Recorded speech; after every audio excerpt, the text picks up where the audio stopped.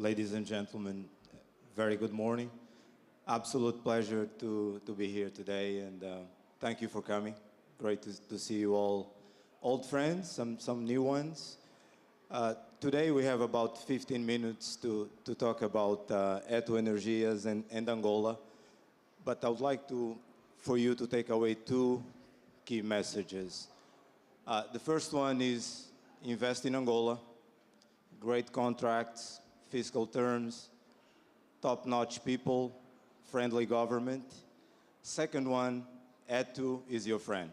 So invest in Angola, and Etu Energias is your friend. So we have about a few slides to help facilitate our discussion.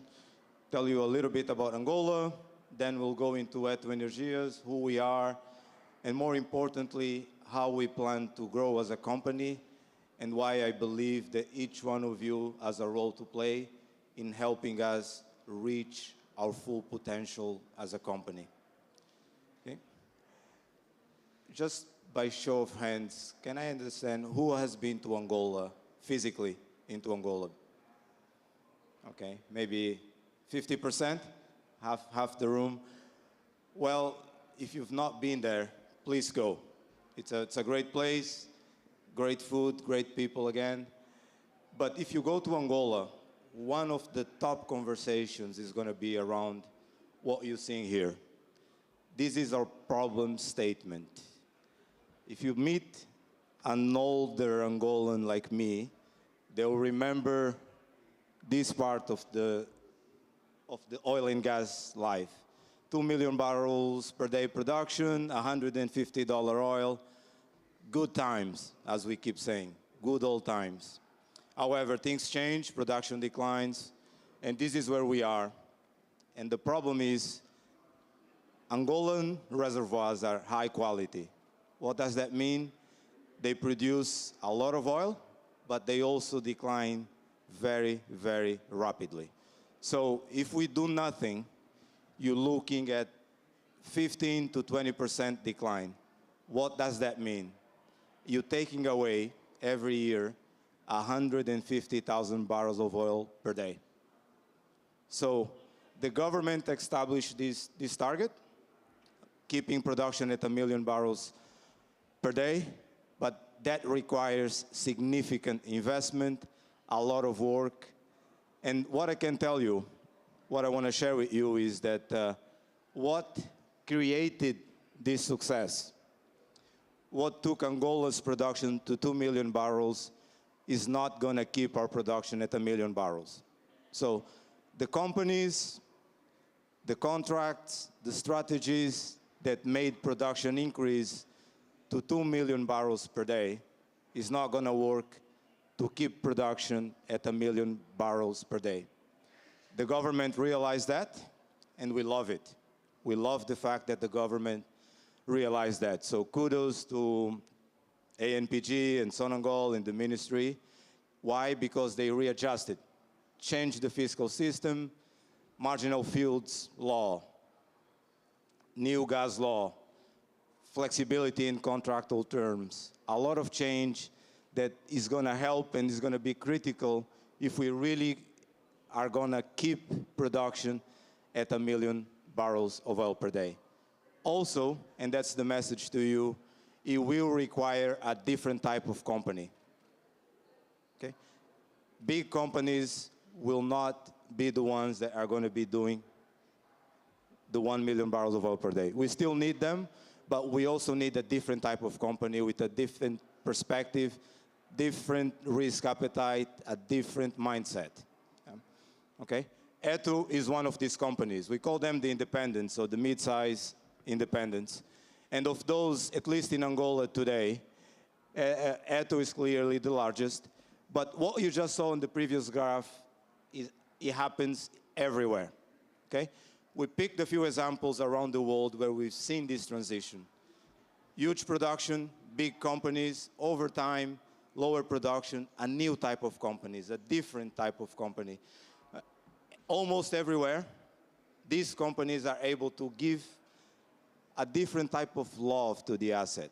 And with that, you either increase or maintain production.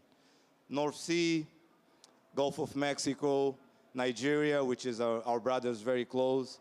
A lot of the production today is coming from mid-sized companies.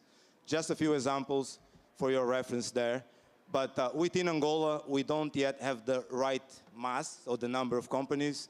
But at least today, Etu Energias is clearly the first and the biggest energy company in Angola. Okay? We operate about 6, 7 assets, 3 under production, the rest under exploration. However, significant number of assets that we are partners. So we're not the operators, but we are clearly an active partner. And what's important in our portfolio is that we are present in different geographies. Onshore, shallow water, deep water, ultra deep water. Also in different stages of development. Exploration, producing assets, as well as mature assets, which is what we do well. As a company, our focus is to become really, really good at operating mature assets. We were known as Somoil before, and then we rebranded to Etu Energias. And when we did that transition, we also changed our vision, our goals, and we wanted to become an integrated energy company. So what you see on the right-hand side of the page there is what else we do. Oil and gas is maybe 90% of our business, but then we are also doing the downstream and renewable side. So our vision is to become a fully integrated energy company. We want to be close to the customer, so we're growing also this side of the business.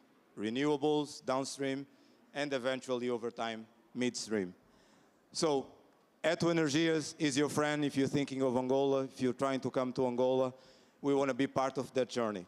Okay? Over the last few years, just a quick summary of who we are and our results. Tremendous progress over the last few years. As always, safety first in all we do. We've now gone 4 years without a major incident, and I'm going from left to right on your page there. Mid-side is the key operating indicators. First one, production, significant growth over time, 50% year on year. But what is even more impressive is if you go back in time. You know, from 2022 to 2024, production has grown 4 times. 4 times over 3 years. Significant growth. The other one that doesn't get a lot of attention, but is really important for small or mid-sized companies, is cost. You need to be efficient. You need to manage your cost. Tremendous focus on controlling our cost. When we received some of these assets, it costed more than $100 to produce a single barrel of oil.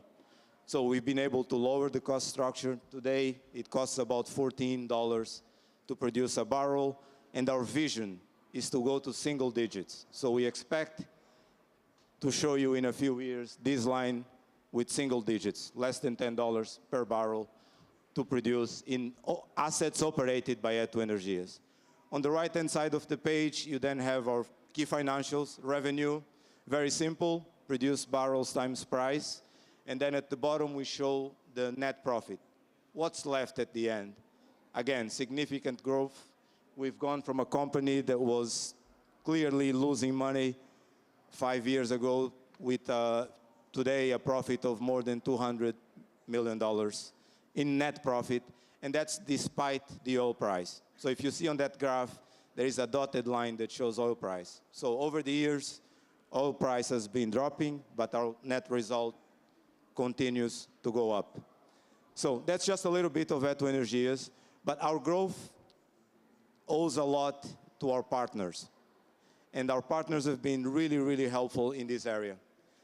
Significant M&A activity over the last, I would say, 3-4 years. More than $1 billion worth of M&A activity. We entered the deep water with Block 14. We entered ultra deep water with Block 32. Significant growth, not just in production, not just in revenues, but also in learnings. Every time we are close to a Chevron, to a Total, there is significant learnings on how they do, what they do well, and what we don't think we should copy as well. So significant learnings here. But again, thank you to all of our partners. I can see some of them in this room. Traders, banks, AFC, Afrexim, MCB, big contributions towards our growth in terms of lending us money. But over the last year or so, again, a change in our strategy, we've gone to the capital markets. So we issued the first ever commercial paper in Angola, managed to raise $15 million. We just closed 2 days ago, sorry. We just closed our first private bond, more than $50 million. So we're finding cheaper, new ways of raising funds to continue to fuel our growth. But again, partnerships, really, really important, really critical as you grow a company. 100% Angolan company, we could not forget the communities. ESG is important, not just because the lenders require it, as some people ask us, but also because it's the right thing to do. Taking care of the community is part of who we are as a company. We build schools, we build hospitals, we take water to villages, we change the way people live, and we do that very, very close to our operations. So Soyo, which is a province in the north part of Angola, is one of our key areas in terms of social responsibility. But ESG is really, really critical if you're trying to grow a company, and their compliance is a big part of it. No one is going to lend you money unless you have your compliance in good order. So we managed to get the company certified by Trace, and we continue to evolve our governance, the way we do business, the way we make decisions. People, always important, and I'm blessed that I have the right people working with me. And in there, again, the benefits of having IOCs is tremendous. I have people that worked for Total, Chevron, ExxonMobil, SLB. So together, we managed to have the right balance within the board to make the right decisions. Invest in people makes a big, big difference.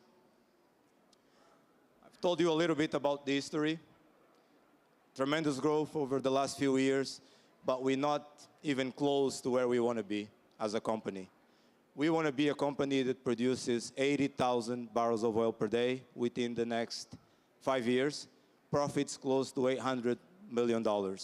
Clear vision, and if you remember the first slide, it's aligned with what the government wants. The government wants us to progress with mature assets, marginal fields, onshore development. Etu Energias wants to do that, and we need good partners to help us achieve these goals, achieve these targets. Okay? A little bit into our plans for the future. How do we get to 80,000 barrels of oil per day? The first thing is maximize what we already have. Make sure that we squeeze every drop of oil from the mature assets that we operate. So a big focus into workovers, drilling wells, artificial lift, making sure that every barrel, every profitable barrel that could be produced will be produced. So that's a big focus for Etu Energias. We now mobilized a rig, a jackup rig for Block 205, drilling our first well as we speak. We'll be drilling on the onshore side next year as well, acquiring seismic as we speak. So a lot of activities in terms of redevelopment, growing or maximizing what we already have. Second area is around onshore. Because of the civil war in Angola, the onshore areas have been neglected over the last few years. Clearly neglected. But the geology does not understand if you had a barrier saying that this is block X or block Y, right? So the geology is about the same. So we believe the potential on the onshore is there, and Etu Energias is clearly focused on making sure that Angola onshore is developed and is going to contribute to mitigate the production decline that we're seeing in Angola. So big focus on the onshore side for us over the next few years. And then we spend a lot of time talking about our own activities, but mergers and acquisitions is something that we've learned how to do. And over the next 2 years, we see ourselves doing at least another 2 major acquisitions. It's the right time. The IOCs are changing their portfolio, and that will continue to create opportunities for companies such as ourselves and other independent companies. So making sure that you have the right partners to continue to do the right type of mergers and acquisitions is going to be critical for us to achieve our goal of 80,000 barrels of oil per day. Okay? Oil and gas, E&P is only a part of our portfolio. We also look at downstream and the renewable side. So we are also growing there. Today we operate, only about 4 petrol stations, but our vision, our goal is to get to 40 petrol stations. So a lot more construction, a lot more activity in terms of building our network of petrol stations. We've also launched our lubricants. We have the Etu Energias lubricant. It's doing very well. It's been around close to a year now in the market. High quality, good price. I strongly encourage you to try it for your own cars and machines. However, what we want to do is different. We want to build our own factory in Angola. So we've identified the site, work has started, and we expect to complete that next year. So there will be Etu Energia's own lubricant plant in Angola producing Angolan lubes to the Angolan market. Renewables is our newest side of the business. Again, investing mainly around solar panels and hydroelectric power. Those are the 2 areas that we elected as priority in terms of the renewable side. Getting to the end of my time here, I wanted to focus a little bit on the onshore side. You know, we're going to grow by acquiring assets, but we really, really believe in the potential of the Angola, lower Congo Basin, and the onshore side. What I brought here for you is a map that shows assets in the lower Congo Basin that we operate, Block 205 and FST. And then in red, you have a few blocks that we call them exploration, but we don't really look at them as exploration. They are very, very close to producing assets, and we believe that the potential is there. The graph shows the production from FST. FST was one of the first producing assets in Angola. Peak production was close to 40,000 barrels of oil per day, but the geology is very, very similar in Con 1, Con 6, Con 4 to what we had in FST. So the potential is there. We are acquiring seismic as we speak, and we expect to start drilling next year. Again, if you're thinking of Angola, typically you look at deep water, but there is a new niche. There is a new set of opportunities, and that's coming from the onshore assets. Okay? Etu Energias is prioritizing it, and again, partners can make a tremendous difference in this kind of opportunities. Ladies and gentlemen, getting very, very close to the end. A few key messages again. Angola offers you really, really unique opportunities. Blessed with good geology, friendly government, the right and well-balanced contracts. And I told you at the beginning, Etu is your friend. If you think of Angola, remember us. Agile, ambitious, and authentic. We are only starting our journey. Over the next 5 years, we'll be a company making 80,000 barrels of oil per day. But to get there, to reach that goal, partnerships, it's absolutely critical. We're counting on you. We need your help. Angola needs more investment. And again, Etu is your friend. Thank you all.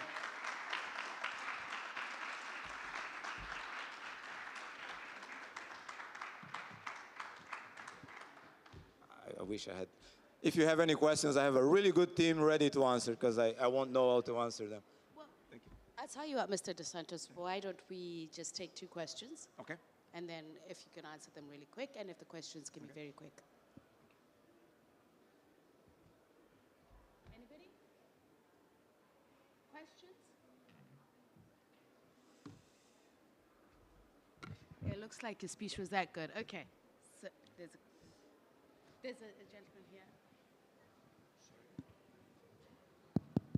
here. Good morning, I'm Excellency Gabriel Obian. I just wanted to, first of all, to congratulate you for the presentation. It's It's very proud for somebody who has been working for a long time in African countries and see that we have local companies like in Angola who actually are already doing the onshore.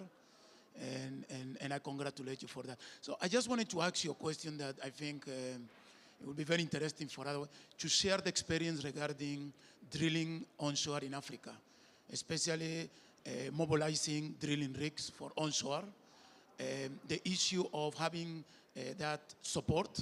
And I mentioned this because that's one of the biggest advantages that companies in the US, in Russia, in other places have, because they have a large supporting industry regarding drilling. You know, if you want to drill in the US tomorrow, you just make a phone call, you pay, they come immediately. But I would like to know your experience in Angola regarding having to mobilize, demobilize, bring equipment for the drilling. Thank you. Oh, excellent question. The onshore brings a different set of problems. And I'll tell you honestly, it's painful, guys. It's not easy. First thing is seismic, right? Acquiring seismic, you know, when you have to drive a truck in between houses and dodge landmines, and it takes a different mindset to do it, but it can be done, and we've been able to do it well, right? The second point is around equipment. The advantage of the lower Congo Basin is that the infrastructure is there. I must say, it was neglected during the civil war. We had a civil war in Angola for a while, and that slowed down progress, but it can be done. In FST today, excuse me, this asset here, we produce about 5,000 barrels of oil per day, today as we speak, and you can go from well to export. We export via an FSO with no issues at all. So the infrastructure is there. And why do we believe a lot on these assets nearby? It's because the infrastructure is already there. The geology does not know that this line made it a different block versus another one. So we feel like it's lower risk. Mobilizing takes time. We benefit from our neighbors. Congo has quite a bit of activity in terms of the onshore. And some of the companies are in both countries. You know, ENI is an example of a company that is in both places. Cabinda had some onshore activity as well. So there is some in Angola. On the north side of Angola is easier. If you go to the Kwanza Basin, you'll feel and you'll have different set of challenges. But in the lower Congo, relatively easier, infrastructure in place, and it can be done. Yeah, but good question. Thank you.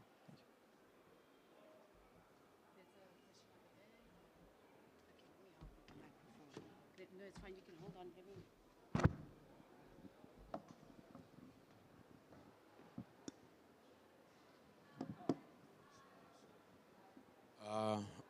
Good morning, sir. Thank you for your presentation. I just need a clarity. You spoke of like new markets, and you spoke about renewable energy, and also like tapping into gas station and all that. I just need a clarity. What did you mean when you talk about like renewable energy and also like gas stations? I'm sorry. Either is the sound, but I could not quite get the question. Can you please repeat? Okay, no problem. You spoke about like, the new markets that you're also tapping in, and also you mentioned the gas stations in terms of like renewable energy. But I just need the clarity. What do you mean like when you say like renewable energy and the gas stations?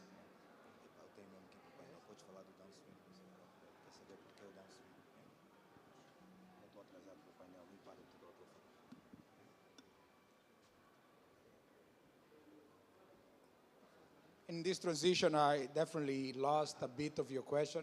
I know it's about, let me confirm, why downstream, and then the relationship with the renewables.